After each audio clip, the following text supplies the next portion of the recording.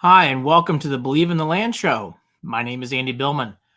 Let's take a look back at the week that was in Cleveland sports.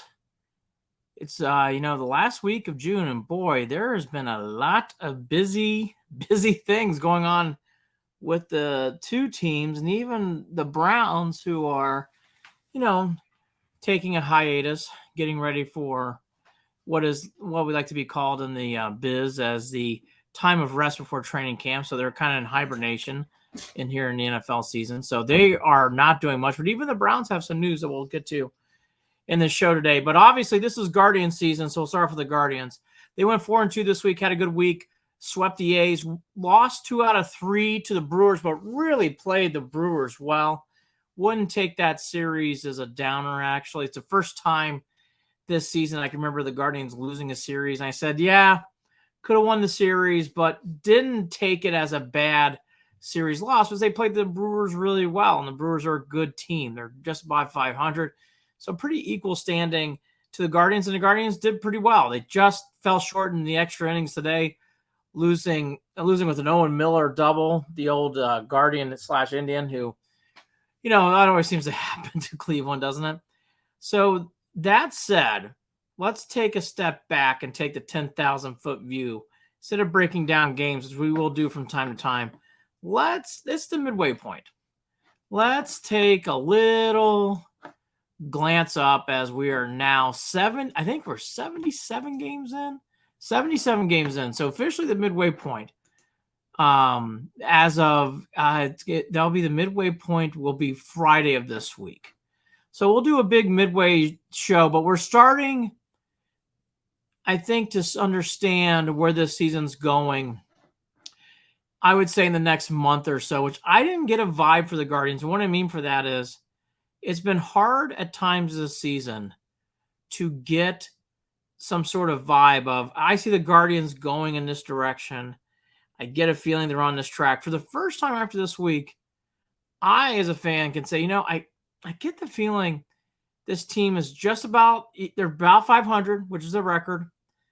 They're getting close to figuring some things out in a positive way. They are definitely a bat short. This team is clearly one bat short. They really want to win the World Series and win the whole thing, which of course the Guardians do. They're going to have to figure out a way to get it bat. They're a bat short. There's no question in my mind. They are also in the midst of figuring out the catcher position. The catcher position is really in flux with this team. They are going with Bo Naylor right now as the lead. That is a rookie, basically. I know he played a little bit last year, but he's a rookie. So they're putting a rookie behind the plate to catch a staff that has also young pitchers. Also, Cal Quantrill getting back, which we're going to talk about here in a second. So the catcher position is being developed. They're bat short. Their bullpen is starting to get closer to figuring things out. It's not quite to where I'm sure Tito and Antonetti want it, but it's pretty close. It's pretty close. I mean, Stefan, I know, gave up the game-winning hit today, but he's been pitching better as of late. Clase has had a very strong run where he's not blowing saves since the game in Queens against the Mets. He has been very solid. De Los Santos had one bad week, but he's been pretty consistent. Eli Morgan's ERA is under 2. Karinchak is working things out in Columbus. Okay, so they're trying to figure some things out there. Okay, but they're starting to see some things to me that you can start to get a feel for this team a little bit more. You really can. I at least can put my fingertips on how I believe the team's going to do in a certain week, and hasn't been easy to do that so far. So I think we're getting closer to getting the C word consistency.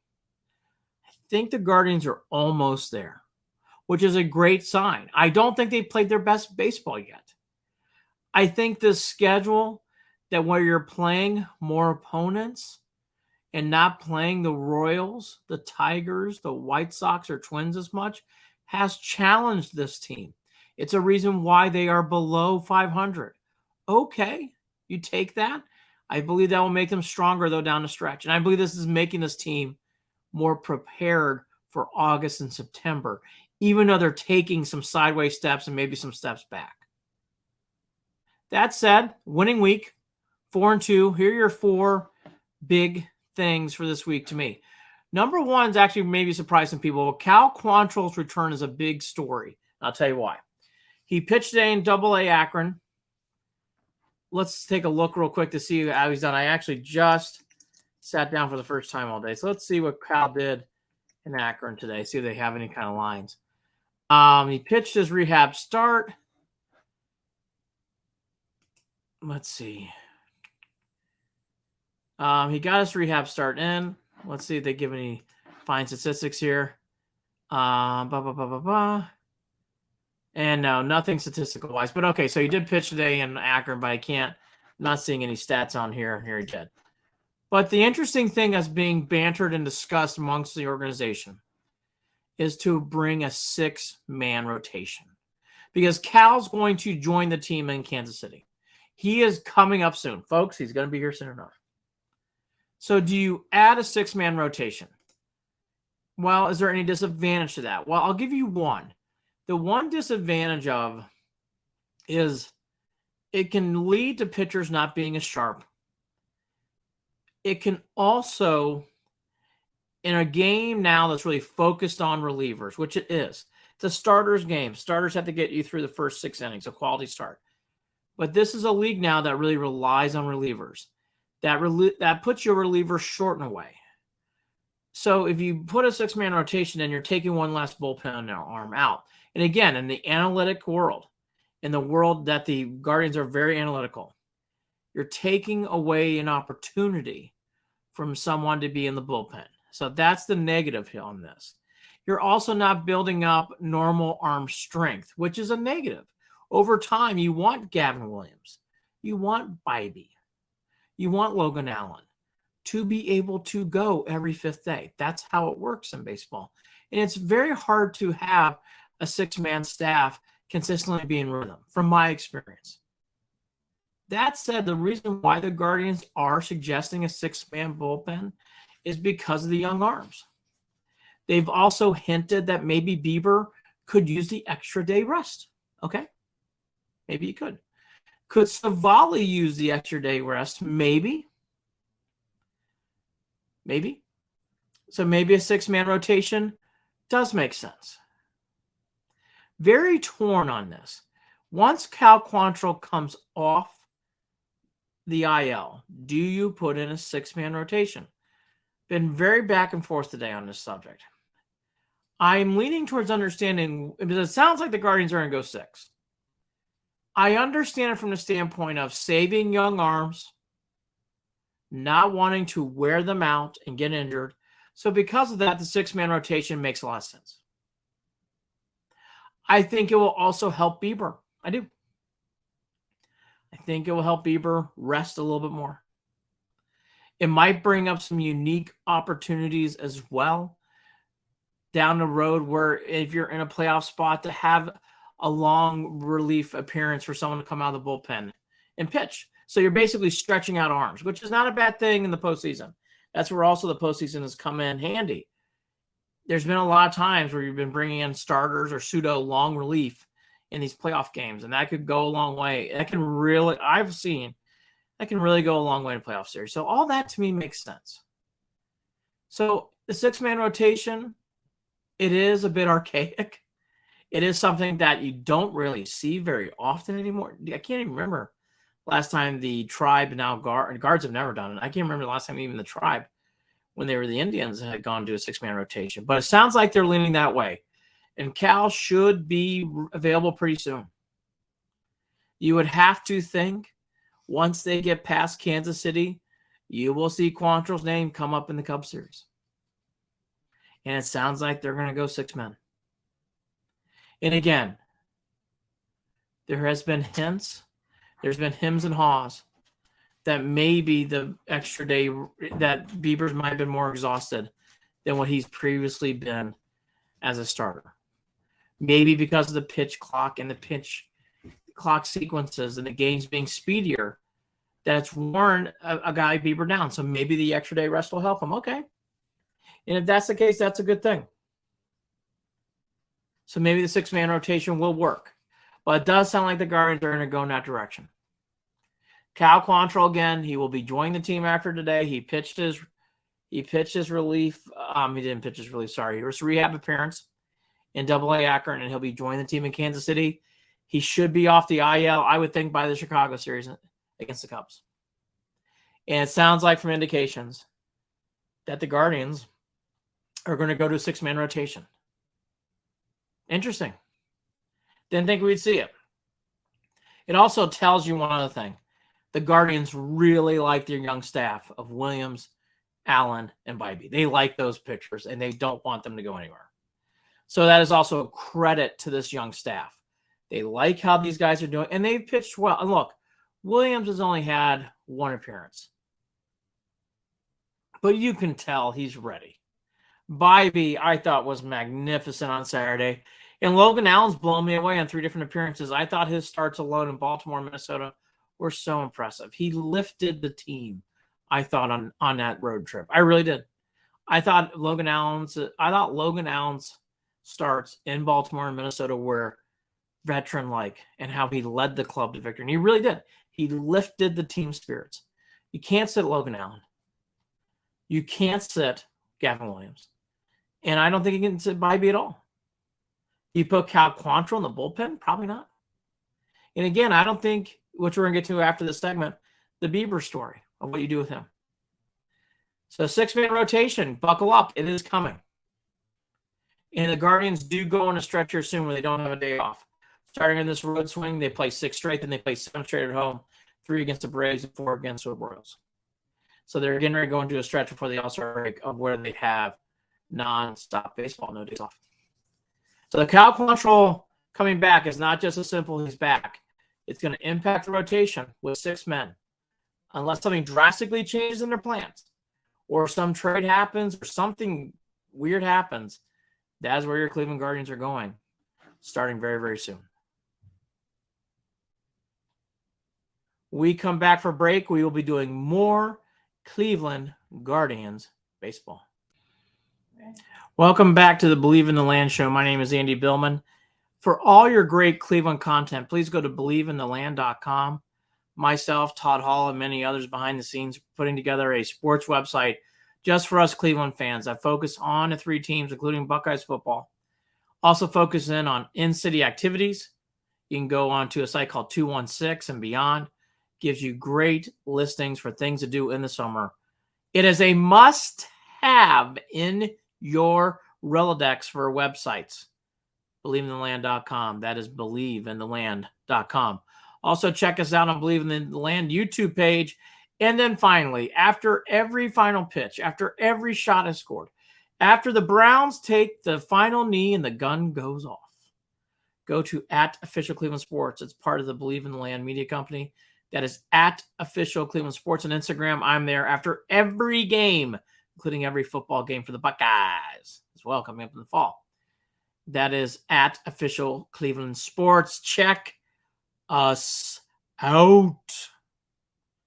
Back to the guards. So Cal Quantrill coming back.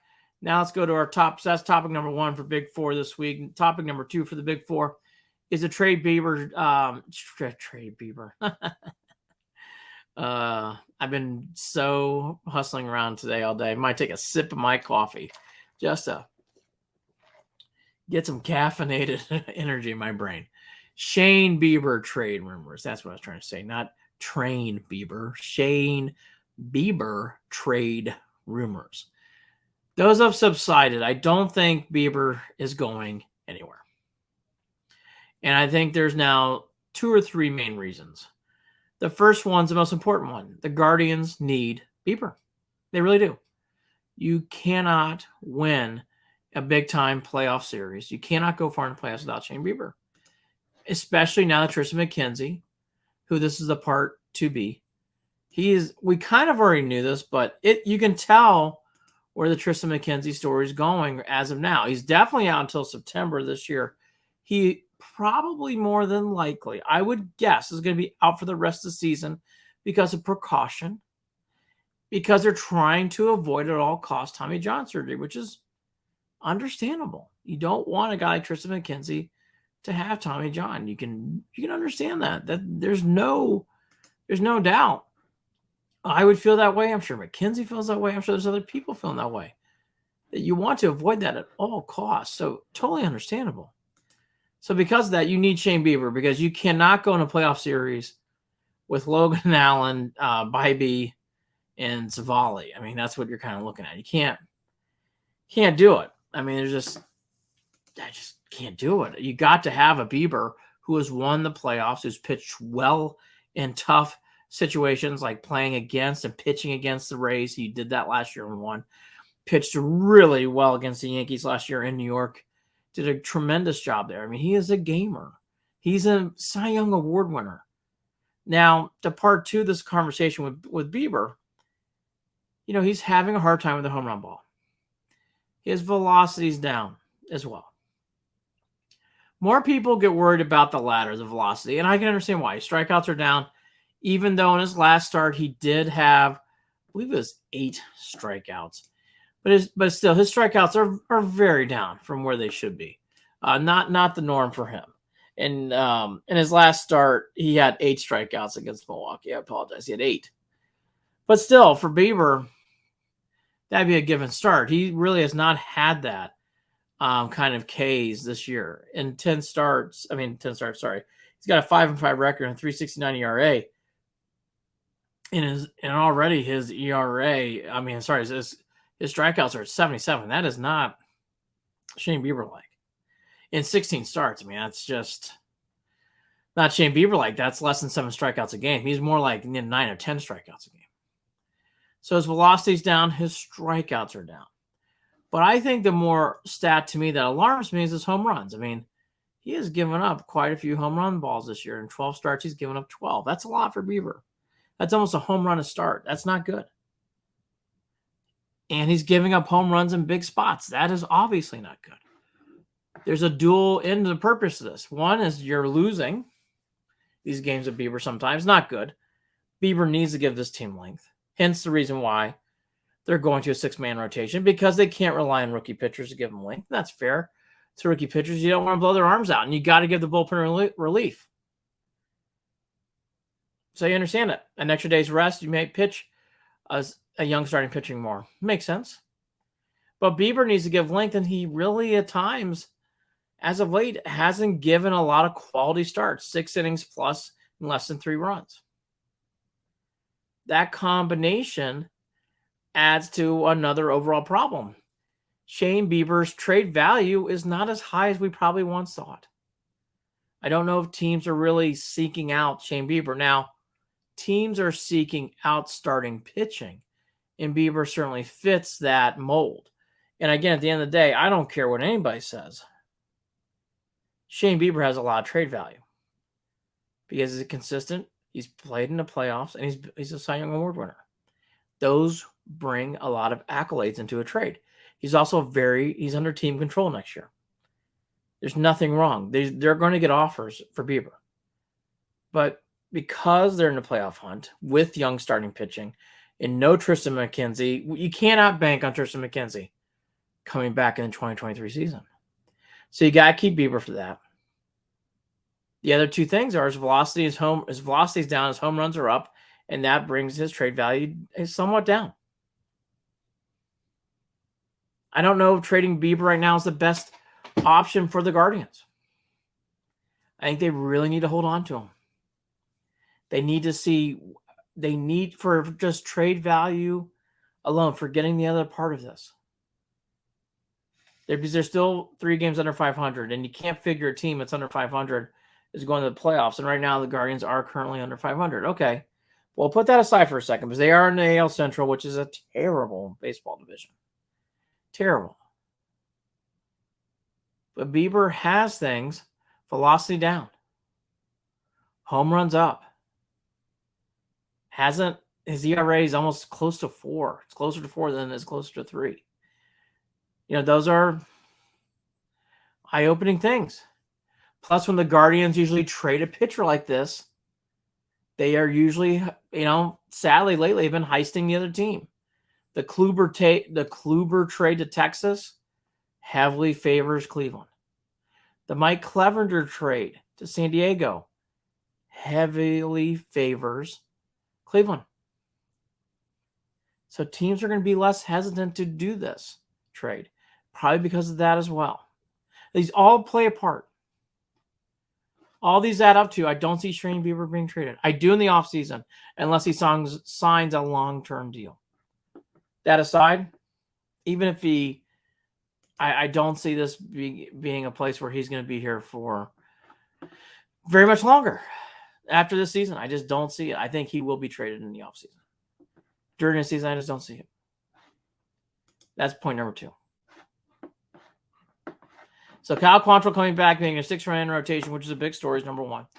Number 2 is the Shane Bieber trade rumors, which we just said. Number 3 is what to do with Fry and Arias, the right field situation, and what's throwing Brennan too. Because this is now a quandary. Brennan got hurt this week. He is now playing again, though, which is good. David Fry's hitting the ball consistently, but he doesn't have a position. He does not play really a great right field. He doesn't play a great catcher, and he's not naturally a first or third baseman. But he can hit. He's been hitting since spring training. Arias is the complete opposite. Arias is not hitting, but he can field. My gosh, can the kid field? He does a very nice job. But here we are again in another situation with a team from Cleveland that's all or nothing. David Fry gives you a lot of offense. Do you really trust him defensively anywhere? Probably not. Doesn't really feel like he has a fit. But Arias does have a fit defensively. In fact, you can put probably Arias in multiple different positions. But he really does not have anything at the plate right now. He's really pressing. He feels like a guy that needs to go down to Columbus, figure some things out in the swing, and come back. And then you got Brennan. And Brennan is a situation that he played well until he got hurt. And I like to see more Brennan too, obviously. And then you have Miles Straw and his .234 batting average. But I want to see more David Fry hit. The kid, he can hit. He had another big hit yesterday in a big spot. Got to figure out a way to get him into this lineup. I think the Guardians are going to have to get creative, and I think Arias is going to need to go down. But I think more importantly, once Cal Quantrill gets pulled back into this roster, I think they're going to need to send down Arias. I really do. Don't think we're going to be able to go to him much longer. And David Fry is going to have to figure out a position defensively because they need his bat. And I would keep my eye on the Miles Straw situation. Brennan got another hit today too. You have to wonder at some point for the lack of hitting. Do you see a Brennan center field and a David Fry right field? From the batter's perspective, you like it. From the defensive perspective, you're losing a lot. But the Guardians haven't had elite defense this year, and they're not hitting, as we all know, to what they need to do to win. It puts them in a really big quandary. Because, again, from a hitter's perspective, what you do is pretty simple. David Fry, right field. Will Brennan, center field. Quan, left field.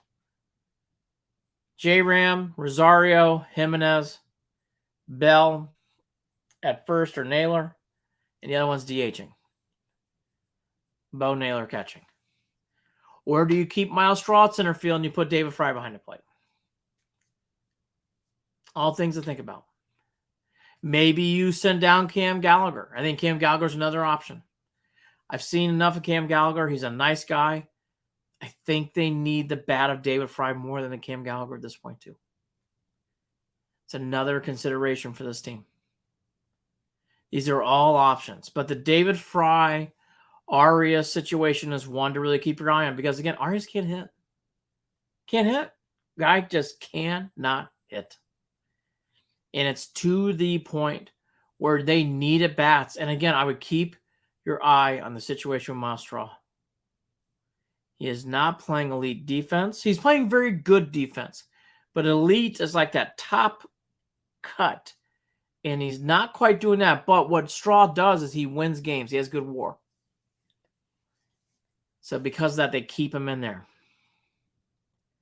But I would keep my eye on the WAR again on the for a pure hitting strategic position. If you're going, we're just going to focus on our bats only. Brennan's in center field. David Fry's in right field. Bo Naylor, you switch off first base and DH. Or you put Fry behind the plate and you put Straw in center field. But I think they want Bo Naylor to groom him into catcher.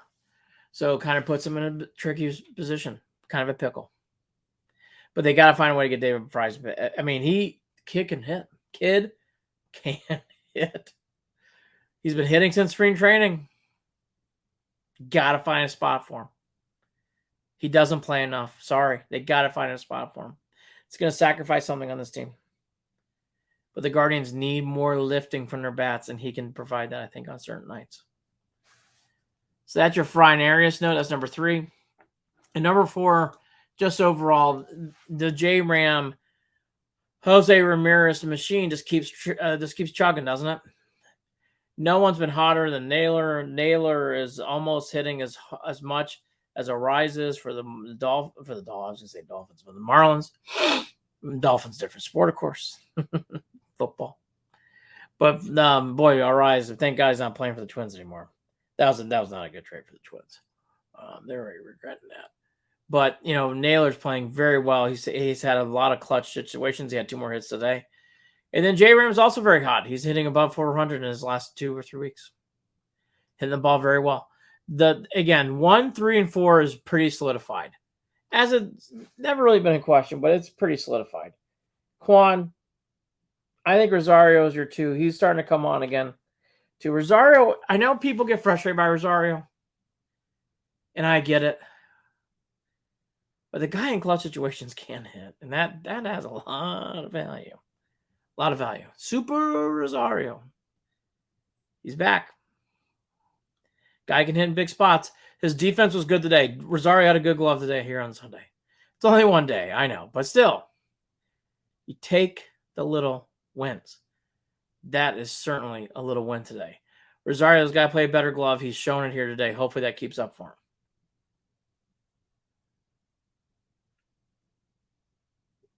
Very good to see. But Jose and Naylor have really lifted this club with their bats in the last 2 weeks. Cal Quantrill's back. Big news story. The bigger news story is they're going to go 6-man rotation. Someone will be sent down. My guess is when he gets healthy, my guess is Arias. I think Arias will get sent down. I do. I think this 3-catcher thing, they're going to force David Fry in that outfield. They need to force his bat in there. Shane Bieber trade rumors. Nothing has changed for me. You cannot trade Shane. Just can't do it. J-Ram and Naylor are hot. We talked about Fry and Arias. Those are your 4 things for this week. Winning week for the Guardians, 4-2. Good week. They head on the road. They play a very winnable series again. They play at Kansas City. Hopefully they can take all 3 or 2 out of 3. And then they go to Wrigley Field to play the Cubbies. Cubbies are playing better as of late, but they should still on this road trip be able to go. You would think at least 3-3, hopefully 4-2. And that will start climbing them out of this under 500 situation, which is the goal. They are still 3 games under 500, 37-40 going into Tuesday. That's your Cleveland Guardians. Attendance is way up, by the way. Way up for Guardians games, which is great. Great to see. We come back, a little June Cleveland Browns. Welcome back to the Believe in the Land show. My name is Andy Billman. You can check out wonderful, wonderful post-game comments. As soon as the Guardians game is over, you want instant analysis, I give it to you at Official Cleveland Sports on Instagram. That is at Official Cleveland Sports on Instagram. Check it out. Also, check out BelieveInTheLand.com for all your Cleveland sports news dedicated to the 3 teams, also dedicated to things around the city. Go to BelieveInTheLand.com. Also, check out Believe in the Land YouTube page, all sorts of videos throughout the week to help you get through the summer. We don't take a break. No. I work all hours. Dunkin' Donuts knows me by name and by heart. I got so many points in Dunkin' Donuts. You know why? Because I need the caffeine to be the sports machine in this city. BelieveInTheLand.com. Believe in the Land.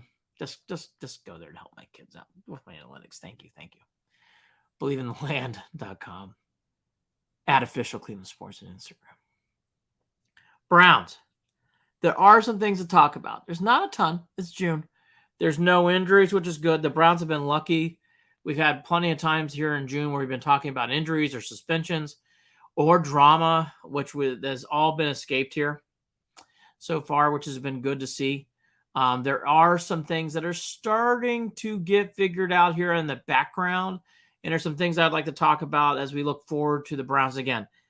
This time between now and really July 18th, 19th, just as they ramp up to go to West Virginia, they're going to a private facility for 8 days to train before they come back to Cleveland. They start camp again on the 22nd of July. But there are some things that are coming up that do hit the Browns. Number one is DeAndre Hopkins. Let's start off with him. So there's a report in the website called Bro Bible, B-R-O, not P-R-O, BROBible.com, but never heard of them either. But they did get a report according to ESPN's Diana Rossini, who we do trust. Diana's got a great reputation. And Diana was quoted as saying, it sounds like Hopkins is going to go to one of two places. It sounds like he's going to go to the Tennessee Titans or the New England Patriots. Rossini, quote, he's mulling over and trying to come out with a decision with what he wants to do. It sounds like he's in no rush, but it does sound like it's down to either playing in Nashville or playing in the Boston, Foxborough area for the Pats. No mention of Browns at all. So what does this mean from afar? Well, it clearly means the Titans and the Patriots have made an offer enough where Hopkins is seriously considering it. It also means that Hopkins is finally at a point where he is trying to put pressure on a team like the Browns and maybe others to put up more money, to pony up some sort of offer. Because I think, and I know in my heart, those reports that usually come out, they usually come out with the intention of, we like what we have, but we'd like to have more leverage in negotiations, or we'd like to have some different options to where he really wants to go. And the Patriots and Titans, they're nice, but we're holding out because, we wouldn't mind to go somewhere else or get some more money to go somewhere else. And blah, blah, blah, blah, blah, blah. I think he's holding out for more money at the end of the day. Which is fair to him. You want to try to make as much money as you can in any kind of sport. I don't fault players from that. So I would be doing the same thing. I think he also, if I were looking at it from afar, the Tennessee Titans are kind of going through a rebuild. Not a full rebuild, but they're certainly not the favorites anymore in that division. That title now belongs to the Jacksonville Jaguars. But because the Texans and the Colts are both looking terrible, Tennessee Titans is not a bad option because you can still win in that division and possibly go to the playoffs through the Titans. Not impossible. And the Pats are kind of, for the first time in a while, kind of a mess. The Mac Jones situation with Belichick bringing in, had to bring in a new defensive coordinator, O'Brien, who he's known before in the past. Does Hopkins want to go back to O'Brien? That's a whole other thing, too. All those make for, interesting decisions. But let's talk about from the Browns' perspective. Do we want Hopkins? I think we do. And again, people like, what, our wide receiver position looks really good right now. And that's true. Yes. We don't want to spend the money. We want it for other positions. Very true. DeAndre Hopkins is in the latter half of his career. That's also true. But I think DeAndre Hopkins will play well with Watson, and will give Watson another security blanket. And frankly, I want that. I, as a Browns fan, want Watson as comfortable as possible in a 2023 season. And there's no doubt he and and one of his good buddies to play with isn't a bad thing. I don't see it as a bad thing. And I think Hopkins would play well under a system where they're not going to be relying on him at 65% and above on downs. They don't have to. Hopkins can play probably 50% of the downs, maybe less, which I think would actually help Hopkins' career. I think it would make for a longer career. I think it'd be a better career. It'd be better for him to come off the bench on certain downs and situations. I like that. And plus, in today's NFL, the Browns, you can't guarantee these guys are going to stay healthy the whole year. And we all know that. So to have Hopkins as a safety net, it's a good thing. I would like to see the Browns bring him in. I think people are getting way too wrapped up into who's not going to start. Oh my God. Don't freak out. Don't freak out. This is the NFL. Players get hurt. Having DeAndre Hopkins as a backup is not a bad thing. Not a bad thing at all. In fact, it's a good thing. DeAndre Hopkins being friends and playing well with Deshaun Watson in the past is a good thing. I think he'll want to play up for Deshaun Watson. I think he's going to want to play hard for the Browns. Those aren't bad things. Those are good things. I think DeAndre Hopkins coming to Cleveland makes a lot of sense for the right price. You can't break the bank. So hopefully the Browns can make one more pass here at DeAndre Hopkins. But it does sound like he's going to be going to the Titans or the Patriots unless the team like the Browns or someone else will be coming in last second to snatch up Mr. Hopkins. That's a report from Diana Rossini. Time will tell, but it does not sound like Hopkins at this time here on the 25th of June is going to be coming to Cleveland. Number 2 storylines of running back and free agency. There's been a lot of chatter. There's been a lot of people popping up their heads saying, hey, we could use one more running back. And that's not, let's just start. This is a reminder to everyone out there. We have Nick Chubb. We all know that.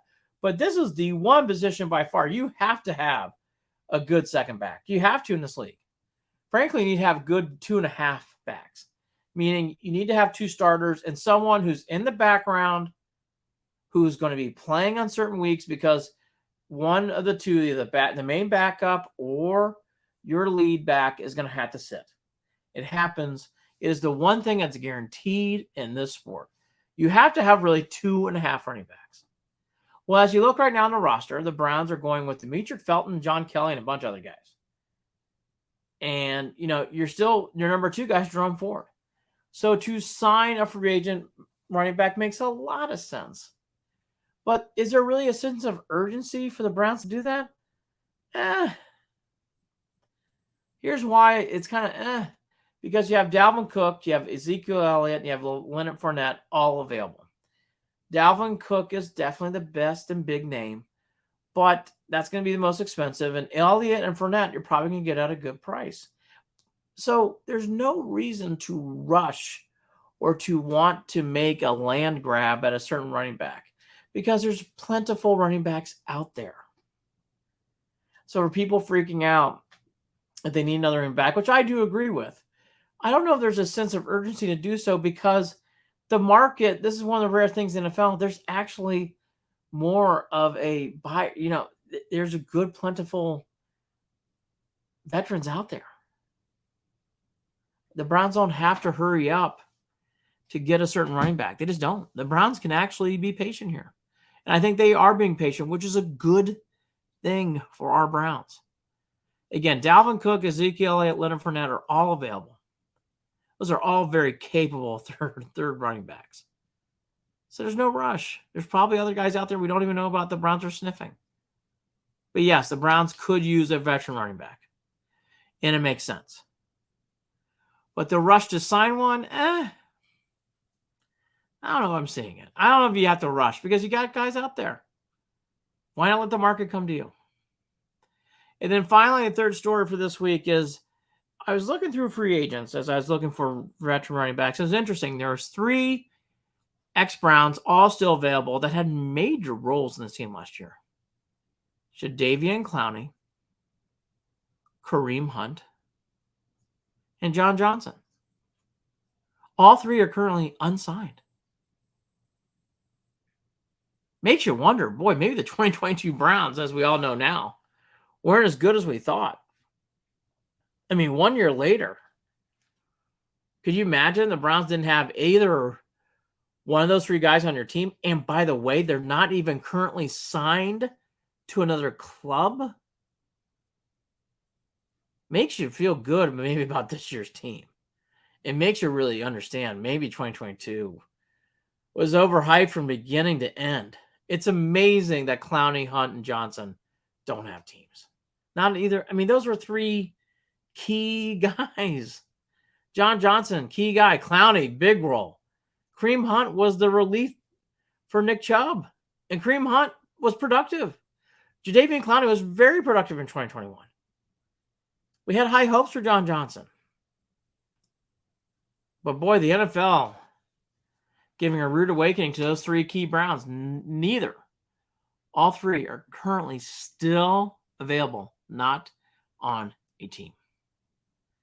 Found that to be very, very, very interesting. Yeah, it makes you feel good. Maybe 2023 is maybe a bigger jump up than we think. Maybe Zadarius Smith's a big jump up. Maybe McLeod's a big jump up. Maybe Jerome Ford, who we've heard very good things from coaches, who for people who've seen him find him impressive. Maybe Jerome Ford's going to make a big jump over what Kareem Hunt did last year. It's certainly from the free agency market. The NFL is telling you these three guys aren't cutting it anymore at a big-time level. That's your Cleveland Browns stuff for this week. Again, I think the biggest one's DeAndre Hopkins. DeAndre Hopkins looks like it's narrowing down to two teams. I wouldn't freak out about this running back situation. If you want a veteran running back, there's plenty to choose from right now. And Clowney and Kareem Hunt and John Johnson, remember those names? None of the three right now currently have a team. Amazing. Those were big names for the Browns last year. Welcome to our last segment here of the Believe in the Land show. My name is Andy Billman. And again, check out believeintheland.com. Check me out at Official Cleveland Sports.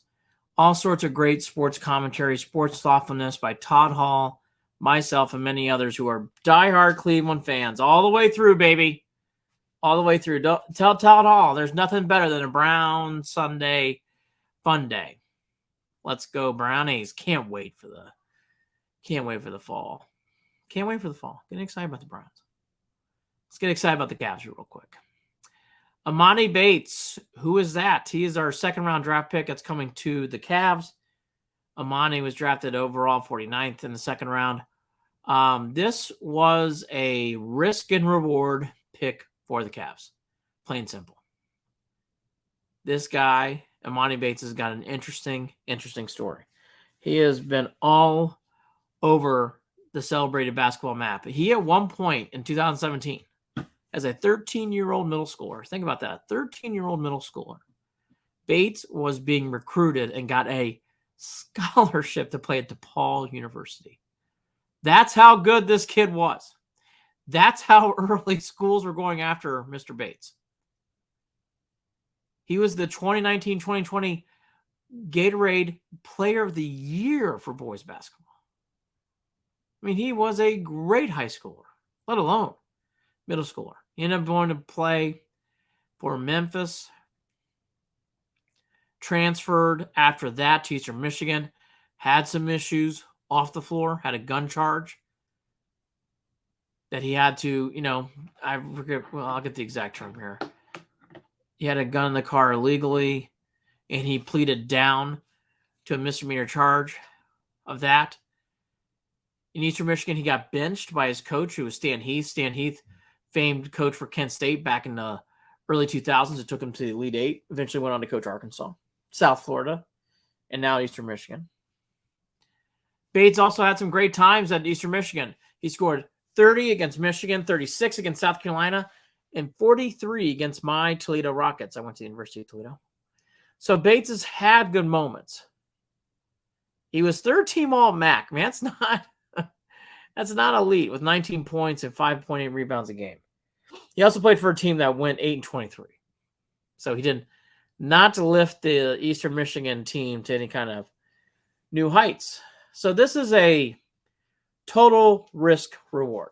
I mean, this was a young man at one point who's considered, as like to say in basketball, the next player who's up next, or some sort of phrase with the word next. He was that guy. He was that guy by 1920.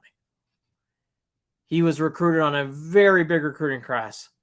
He looked like he was going to go to Michigan State. He ended up getting scooped up by Penny Hardaway in Memphis, and he did not play well in Memphis. Varying reports why. Some reports that in Memphis he didn't even try that hard. He had supposed back injury and checked out.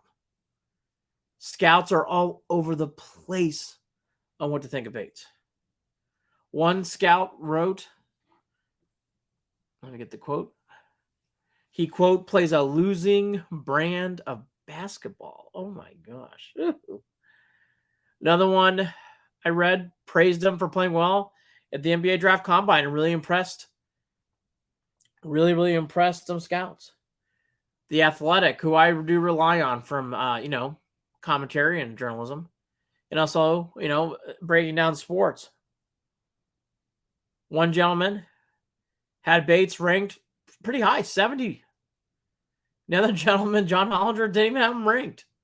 And they work for the same company. They are very torn on what to think on Bates. He is the definition of risk and reward.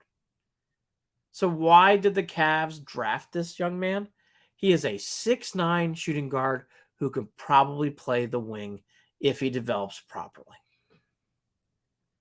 It's really easy when you read one or two things from Bates. Tons of potential, that P word. Can the Cavs flip it to make him an NBA player? Because clearly at times throughout his life, people have thought Bates would be a star. I mean, he went to Memphis as one of the top kids in the country. He was the Gatorade Player of the Year for boys basketball. They just don't give that award away. He went all the way from that to 8-23 Eastern Michigan team. He has a pretty wide barometer. But the Cavs need a wing, and they need a tall, bigger guard. At 6'9", he can give them that.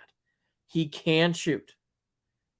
But he has a lot of things to work on. I mean, he is an ISO ball player. That's not what the Cavs do. The Cavs also have a good harmonizing locker room. Bringing in someone like Bates, maybe they can try to help him out. Maybe the young man needs some inspiration, and playing for the Cavs will help him. We don't know. If you tear down this pick, I'll tell you, I don't think that's fair. If you say, hey, it's a good risk, and if it doesn't work out, it's okay, that's not fair either.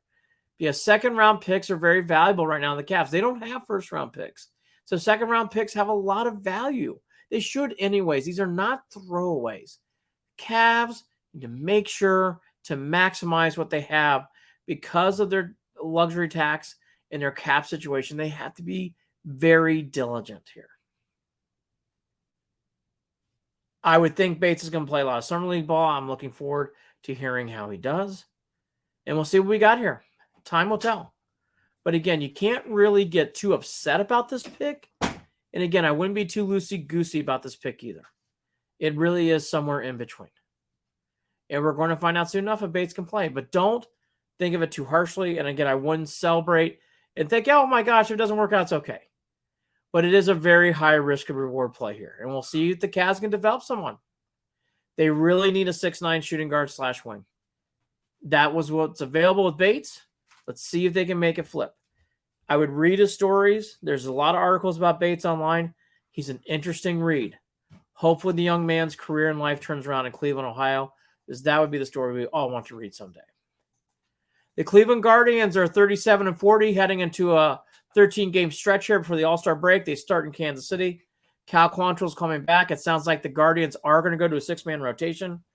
They're going to have to figure out who to send down. I gave my expertise here. I really do think it should be Arias is sent down. That would be my selection for it. We'll have to see if that comes true with the Guardians. The Cavaliers drafted Emoni Bates. We talked about the risk and reward there. Hopefully the storyline works out for the Cavaliers. And then finally, the Cleveland Browns, DeAndre Hopkins. It sounds like he is going to the Tennessee Titans or the Patriots. Hopefully the Browns make one last stab at Mr. Hopkins. That is your week in sports here for Cleveland, Ohio. And that's the week that was in Cleveland sports. My name is Andy Billman. Thank you for listening to the Believe in the Land show podcast. I hope you guys enjoyed. Hope you guys have a great week. Check it again soon. Go to believeintheland.com. Check it out now. Talk to you soon.